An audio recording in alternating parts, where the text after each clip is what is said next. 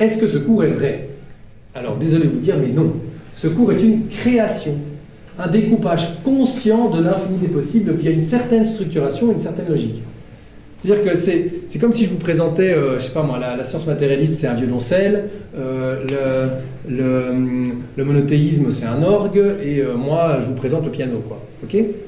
C'est-à-dire qu'au sein de l'infini, au sein de toutes ces vibrations, au sein de toutes ces possibilités, vous pouvez le découper comme vous voulez. Ok? C'est juste que la musique et l'expérience que vous pouvez faire avec cette découpe, elle est, voilà, il y a un certain, comment dire, un certain reflet à ces manières de croire. Ok?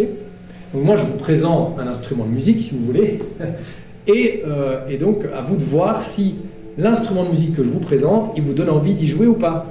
Voilà, c'est plutôt comme ça qu'il faut le voir. Parce que l'infini, vous pouvez le découper comme vous voulez, mais il y a des conséquences à ça. C'est comme demander donc, si un piano c'est vrai ou si la gamme majeure est plus vraie que la gamme mineure. Ça n'a pas de sens. Chaque paradigme, chaque vision du monde a une expérience qui y est associée. Et donc en fonction de l'instrument, de la gamme, on peut jouer différentes musiques ou expériences et styles. Est-ce que le classique est plus vrai que le jazz?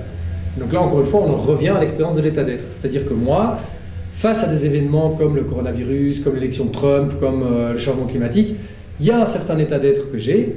Il y a une certaine manière que j'ai de comprendre ces choses-là, d'interagir avec ces choses-là, et donc à voir si ça vous parle ou ça ne vous parle pas, c'est tout. Voilà. Et donc c'est une quête qui est une quête de sens qui est très personnelle quelque part. Ok ?